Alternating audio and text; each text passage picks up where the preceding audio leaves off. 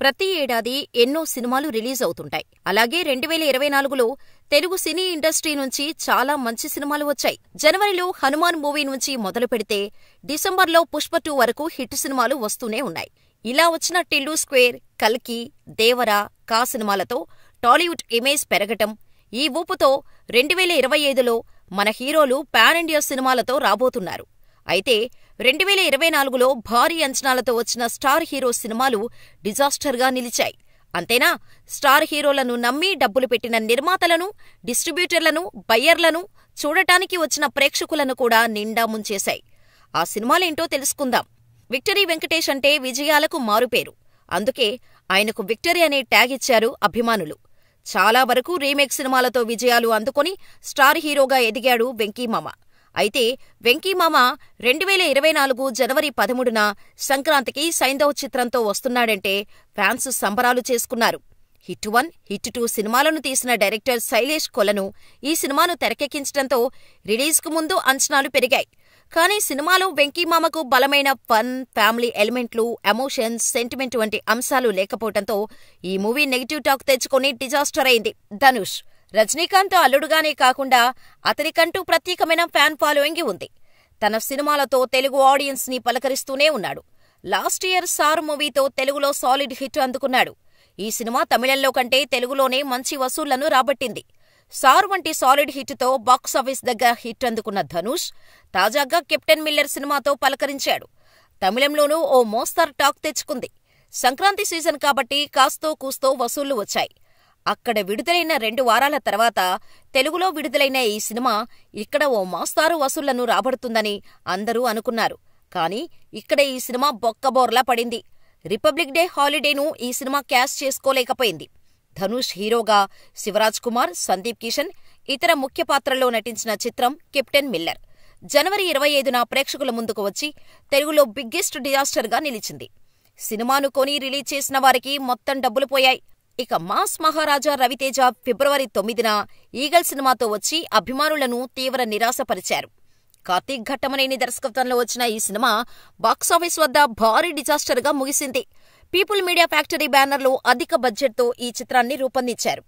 అర్హత లేనివాడి చేతిలో ఆయుధం ఉండకూడదనే సంకల్పంతో హీరో చేసిన మారణ హోమమే ఈగల్. ఆయుధంతో విధ్వంసం చేసేవాడు రాక్షసుడు, ఆయుధంతో విధ్వంసం ఆపేవాడు దేవుడు. ఆ దేవుడు రాక్షసుడిగా ఎందుకు మారాడన్నదే ఈగల్ కథ. కానీ థియేటర్లలో ఆశించిన వసూళ్లు రాబట్టలేకపోయింది. ఫస్ట్ వీకెండ్లో పర్వాలేదనిపించినా ఆ తర్వాత నిలబడలేకపోయింది. సూపర్ స్టార్ రజనీకాంత్ అతిథి పాత్రలో నటించిన లాల్ సలాం మూవీ కూడా ఫిబ్రవరి 9న థియేటర్లలో రిలీజ్ అయింది. రజనీ కూతురు ఐశ్వర్య రజనీకాంత్ ఈ సినిమాను డైరెక్ట్ చేయగా లైకా ప్రొడక్షన్స్ నిర్మించిన ఈ సినిమా రజనీ అతిథి పాత్రపై భారీ ఆశలు పెట్టుకున్నా అది వర్కౌట్ కాలేదు. 9 ఏళ్ల తర్వాత మళ్లీ మెగాఫోన్ పట్టుకున్న ఐశ్వర్య ఈ మూవీ ద్వారా తీవ్రంగా నిరాశపరిచింది.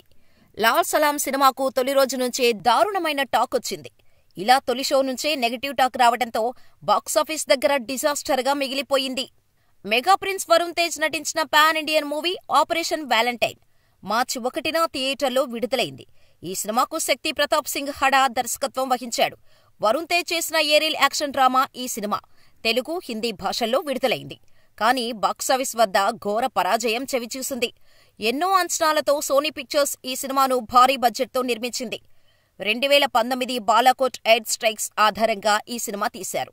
కానీ ఏమాత్రం ఈ సినిమా ప్రేక్షకులను ఆకట్టుకోలేకపోయింది. దీంతో డిజాస్టర్ రిజల్ట్స్ ని అందుకోవాల్సి వచ్చింది. చాలా ఏళ్లుగా బ్లాక్ బస్టర్ హిట్ కోసం ప్రయత్నిస్తున్న మ్యాచస్టార్ గోపీచంద్ ఎన్నో అంచనాలతో మహాశివరాత్రి స్పెషల్గా మార్చి 8న ప్రేక్షకుల ముందుకు వచ్చాడు. కానీ గోపీచంద్కు ఈ సినిమా నిరాశ మిగిల్చింది. దీంతో భీమా మూవీ బాక్సాఫీస్ ఫెయిల్యూర్గా మారింది. హర్ష దర్శకత్వం వహించిన ఈ చిత్రాన్ని శ్రీ సత్యసాయి ఆర్ట్స్ బ్యానర్లో రూపొందించారు.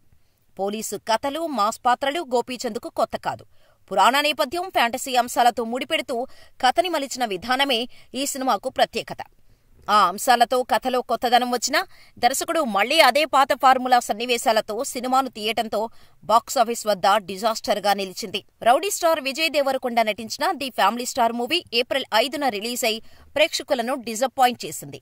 పేరులో ఫ్యామిలీ ఉంది కానీ థియేటర్లకు మాత్రం ఫ్యామిలీ ఆడియన్స్ పెద్దగా రాలేదు. పరశురాం తెరకెక్కించిన ఈ చిత్రానికి దిల్ రాజు నిర్మాతగా వ్యవహరించారు. అక్కడక్కడా పొడి సన్నివేశాలు ఉన్నప్పటికీ చాలా వరకు సరదా సన్నివేశాలతోనే ఈ కథ నడుస్తుంది. హీరో, హీరోయిన్ పాత్రలపై మాత్రమే ఫోకస్ చేయటం, వాటితో సమానంగా మిగతా ప్రధానమైన పాత్రలను అల్లుకోకపోవటం ఒక లోపంగా కనిపిస్తోంది. అలాగే కథనంలో వేగం లోపించటం కూడా కాస్త నిరాశపరుస్తోంది.